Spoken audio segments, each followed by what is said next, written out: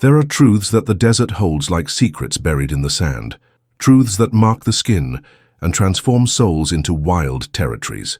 Here, under this implacable sky that knows no mercy, survival exacts prices that few dare to calculate. The sweltering midday heat does not distinguish between the guilty and the innocent. He only punishes day after day those who dare to challenge his silent authority. Samuel Morrison was 52 years old when she appeared. 2 years since he had buried his wife in the small cemetery behind the main house. 2 years building fences and repairing what time and loneliness insisted on breaking. His calloused hands knew every plank in the barn, every stone in the well, every groan of the old planks when the night wind swept across the property. He was a man who had learned to live with silence, but had not yet gotten used to it. Morrison's estate stretched over leagues of barren land, dotted with thorny bushes and rocks that seemed to spring from hell itself. The barn, built of wood that creaked under the weight of the years, was about 100 paces from the main house. It was there that he kept the hay, the tools, and the few horses he still owned. On that September afternoon, when the sun was beating down on the earth with renewed fury, Morrison went about his usual routine: check on the animals, fix what needed repair, prepare for another lonely night. The first sign that something was different was the behavior of the horses. Thunder, the chestnut stallion he had tamed 5 years earlier, joked nervously in his stall. His nostrils dilated, picking up a scent that Morrison couldn't identify. The farmer frowned, approaching slowly. He knew his animals well, and Thunder only stayed that way when he felt danger. It was then that he heard it, an almost imperceptible sound like the whisper of the wind, but different, more human, more desperate. Morrison paused, pricking his ears. There it was again. It came from the back of the barn, where it piled hay for the coming winter. His hand instinctively searched for the revolver he always carried on his belt. In recent months, I had heard stories about attacks by angry natives, about burnt farms and entire families that simply disappeared overnight. He advanced slowly, stepping on the planks he knew, and that did not creak. Every step was calculated, every movement controlled.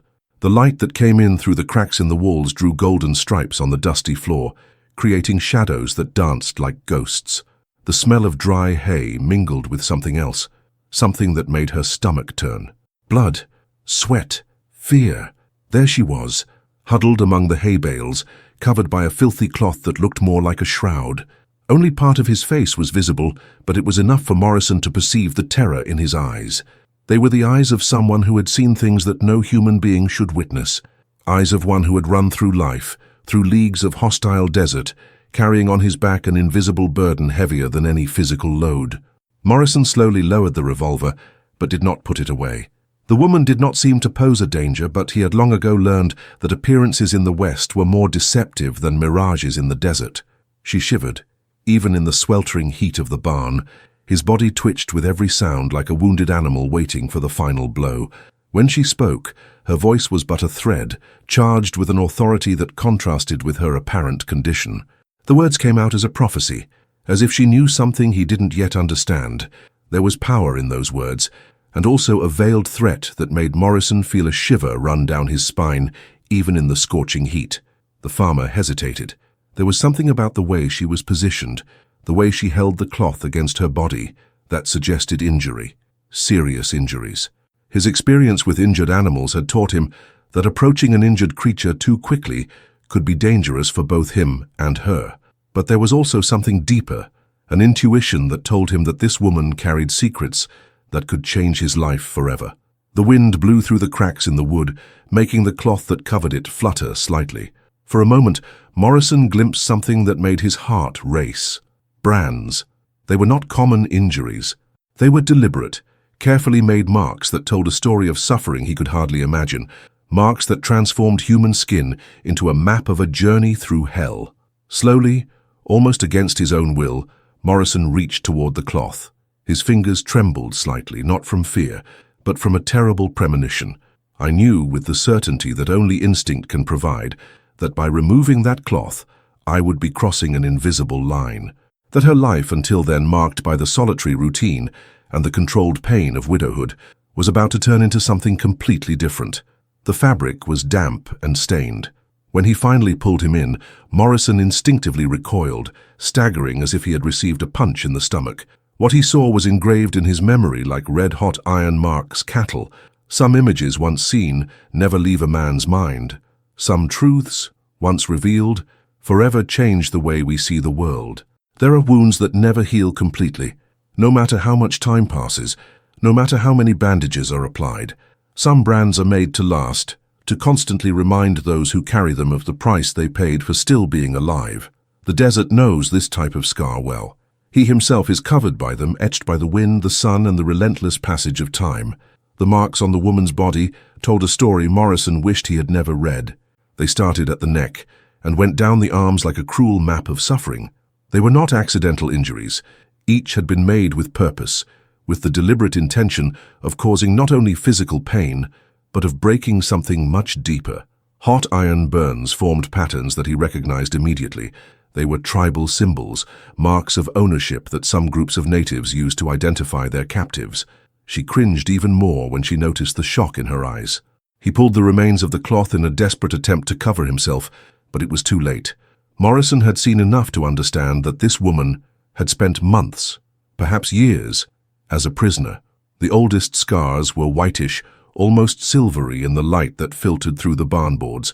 The most recent ones still exhibited the reddish color of the flesh that struggles to heal.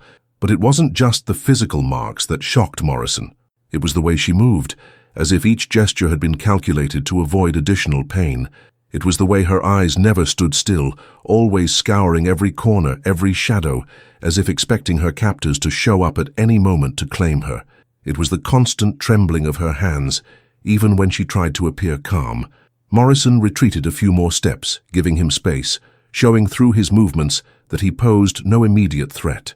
He had dealt with wild horses enough to know that injured creatures need time to trust. He holstered the revolver, keeping his hands visible. Every move was slow, deliberate, non-threatening. The woman watched him as a cornered animal watched a predator. His eyes were a deep green, the color of the rare waters that are sometimes hidden among the rocks of the desert, but there was a hardness in them that did not match their apparent fragility. It was the harshness of someone who had made impossible decisions to survive, of those who had done things that they preferred to forget, just to see another dawn. She couldn't have been more than 25 years old, but her eyes carried decades of suffering. Blonde hair, now tangled and dirty, had been long once. Now they were cut irregularly, as if they had been torn off or cut by force. His skin, where it was not scarred, was too pale for someone who had spent so much time in the desert sun. This suggested that she had been held captive in covered places, away from natural light. Morrison pulled away even further, giving him time to pull himself together.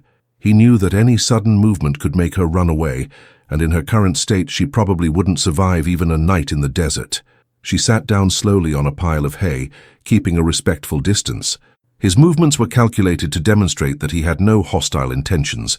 The silence stretched between them like an invisible bridge.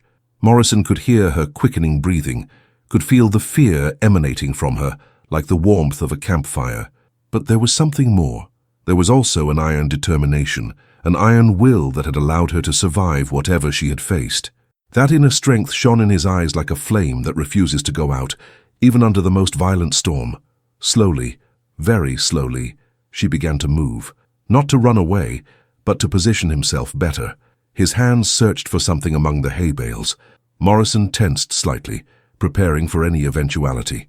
When she finally found what she was looking for, Morrison saw that it was a small kitchen knife, probably stolen from somewhere during her escape. The blade was dull and rusty, but his hands held it with the familiarity of someone who had learned that the difference between life and death often depended on a gun, any gun. She didn't point the knife at him, but kept it visible, a silent warning that she wouldn't let herself be captured again without a fight. Morrison nodded slowly, a gesture of understanding and respect. I knew that look. It was the same as he saw in the eyes of the horses that had been mistreated before they arrived at his property. The determination to never allow anyone to hurt them again, even if it meant dying fighting. The farmer looked around the barn, calculating. The sun was already beginning to decline, and soon it would be night. Nights in the desert were dangerous for anyone, but for a wounded and lonely woman, they would be a death sentence. Coyotes, snakes, and other predators hunted in the darkness, and if she had indeed fled from hostile natives, they were probably still looking for her. He made a decision that he knew could cost him his life. Slowly, he removed his shirt, revealing a chest covered in scars of his own. They were not marks of torture, but scars of hard work, of old quarrels, of a life lived under the merciless sun of the West. He placed his shirt on the floor between them, a silent offer for her to cover herself properly. It was then that she spoke for the second time. His voice was stronger now, charged with an authority that came from survival. The words came out as a declaration, a warning, a promise. There was in them the certainty of someone who knows the value of human life because he has seen many lives lost. And there was also something darker, the promise that, if necessary, she would do anything to remain free. Morrison understood that he was at a crossroads. He could turn that woman over to the authorities, assuming she was just an ordinary runaway. He could ignore it and let fate decide his future, or he could make the choice that his heart, marked by loneliness and loss, had already made, to protect her, no matter the cost. The wind blew again through the cracks in the barn, bringing with it the smell of a distant storm. A change was coming. Morrison could feel it in his bones, and he knew, with the certainty that only experience can provide, that his decision of that moment would echo through the days to come, like a shot fired in a canyon. Fate has a particular way of collecting its debts. He waits patiently until a man lets his guard down, until he believes he can control his own future. Then, like a predator that has been watching in the shadows, it attacks without warning. Morrison had learned this lesson when he lost Sarah to fever. Now, looking at that wounded woman, he felt fate moving around him again, like a distant storm that had not yet arrived, but which already made the air vibrate with its electricity. Night fell over Morrison's estate like a black blanket dotted with cold stars. He had brought water and food for the woman, who had now identified herself only as Elizabeth. No last name, no story other than the scars she carried like pages of a book written in suffering. She had accepted his shirt, but she still held the blunt knife with the determination of someone who knows intimately the value of a weapon, even the most primitive. Morrison lit a small flashlight, adjusting the flame so that it was low enough not to be seen from afar. During the past 3 years, attacks on isolated farms had become more frequent.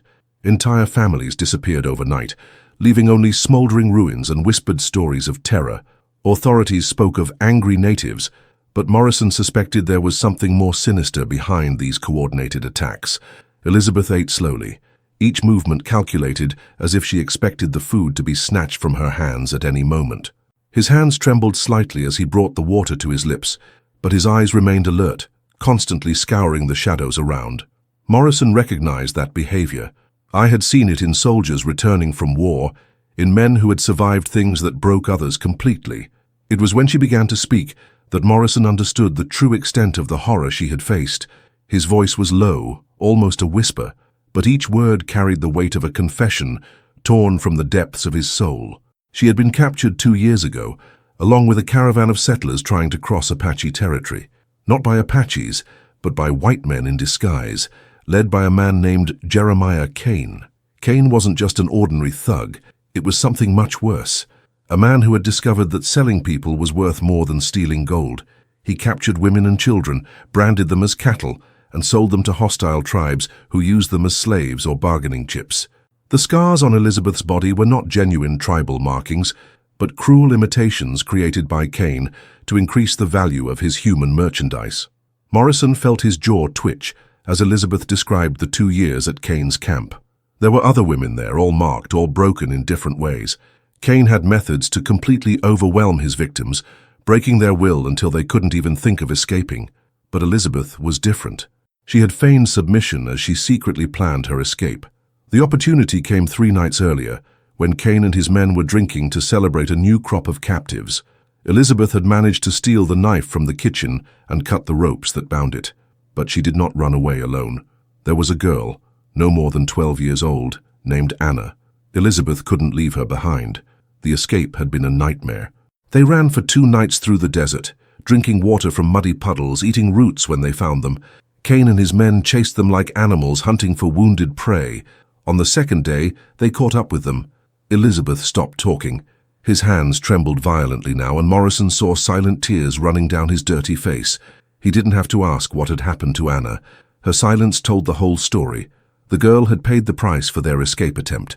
It was then that Morrison heard the first sounds, Horses' hooves in the distance, still far away but approaching. Elizabeth became rigid as a statue. Her eyes widened in absolute panic. She knew those sounds.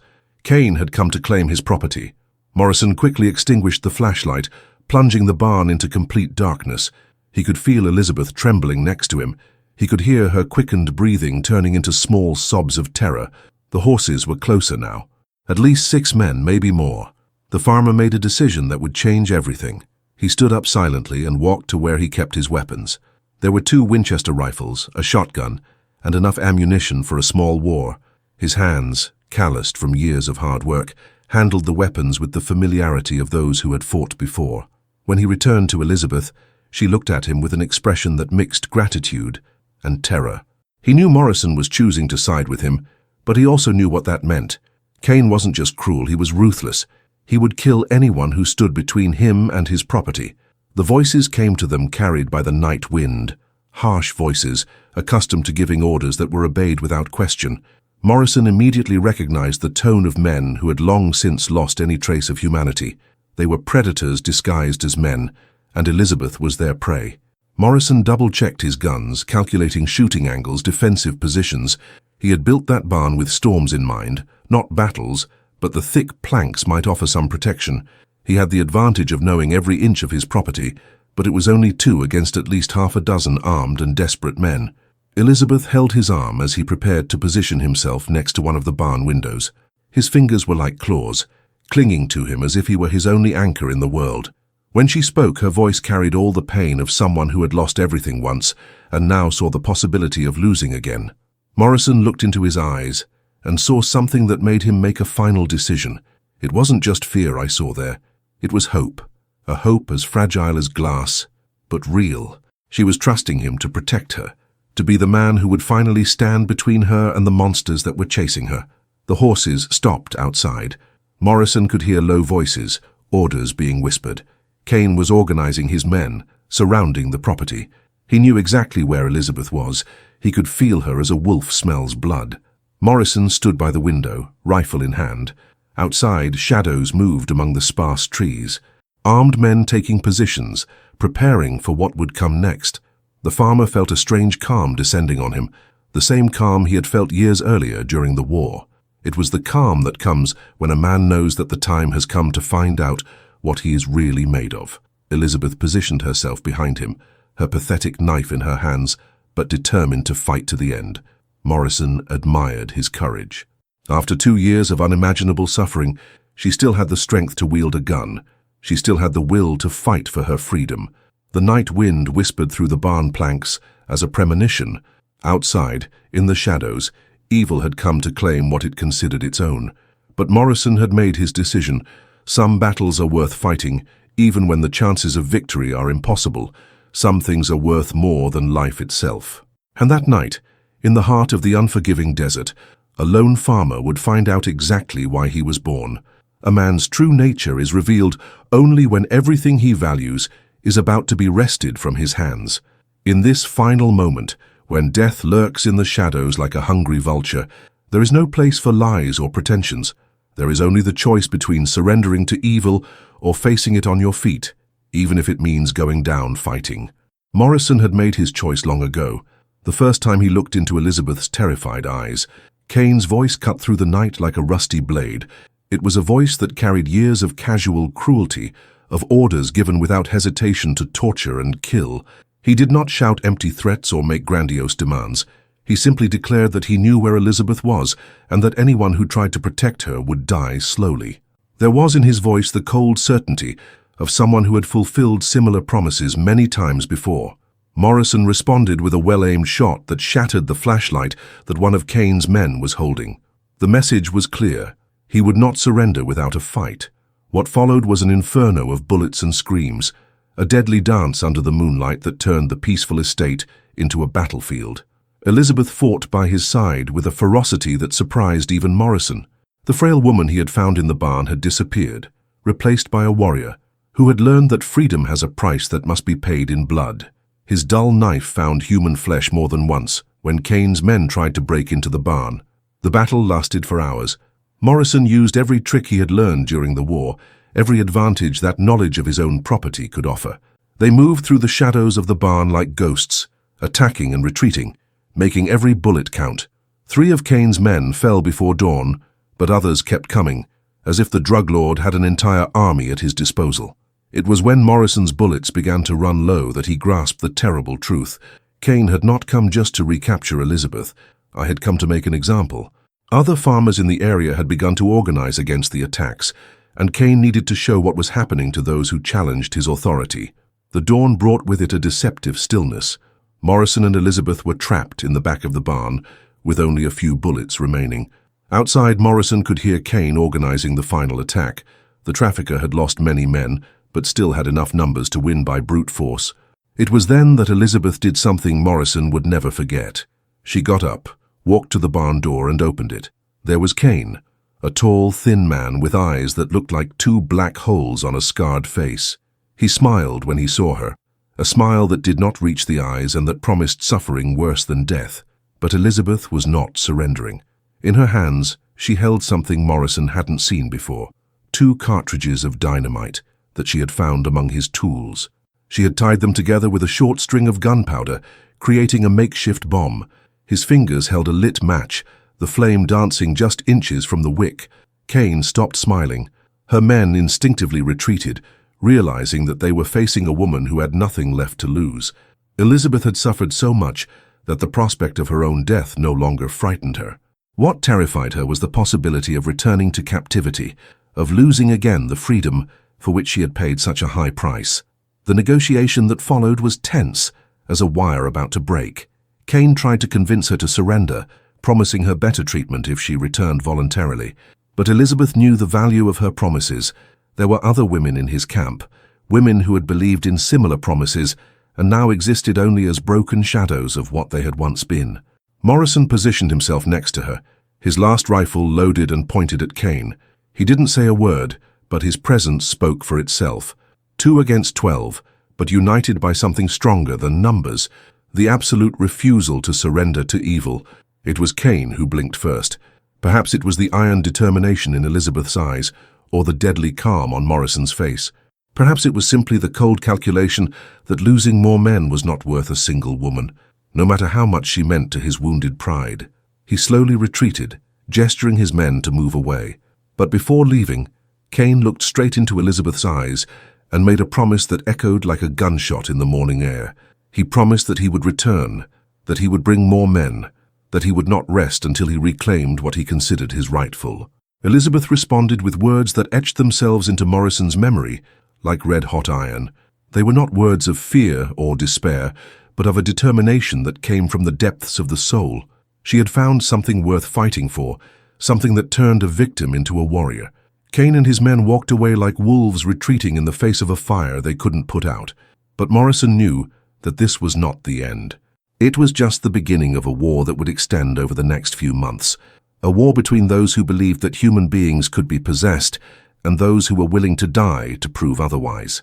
In the days that followed, other farmers from the region arrived to offer help. Morrison and Elizabeth's story had spread like wildfire across the dry prairie, inspiring others to rise up against Kane and his network of drug dealers. They formed a makeshift militia, determined to cleanse that region of the plague that infested it. Elizabeth remained on the Morrison estate, not as a refugee, but as a partner in the struggle that was just beginning. His scars would never completely disappear, but they had become symbols of his strength, not his weakness. They were daily reminders that he had survived the unthinkable and emerged stronger on the other side. Morrison found that the loneliness he had carried since Sarah's death began to diminish, not because Elizabeth took the place of his lost wife, but because she had found a purpose that gave new meaning to her existence. Some men are born to cultivate the land, others to raise cattle.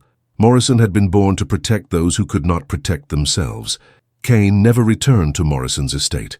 Perhaps he has found easier prey elsewhere, or perhaps he has understood that some combats are not worth fighting, but his threat remained like a shadow on the horizon, reminding everyone that evil never rests completely. It only waits for a new opportunity. In the end, as the last stars of the morning disappeared into the increasingly blue sky, Morrison looked at Elizabeth and saw no longer the injured woman he had found in his barn, but a survivor who had discovered that true strength comes not from the absence of fear, but from the ability to act in spite of it. The desert continued its eternal cycle, indifferent to the human dramas that unfolded in its vastness. But for Morrison and Elizabeth, that dawn marked the beginning of something new. The realization that some battles once won forever changed the nature of those who fight them. They had found something more precious than gold or land. They had found the courage to stand up for what they believed to be right, whatever the cost. And in the unforgiving heart of the Wild West, this was more valuable than any treasure buried in the sand. If this story of courage and survival has touched your heart, you can't miss our upcoming adventures in the American Wild West. Subscribe to the channel and leave your comment below, telling what was the most exciting moment of this story for you.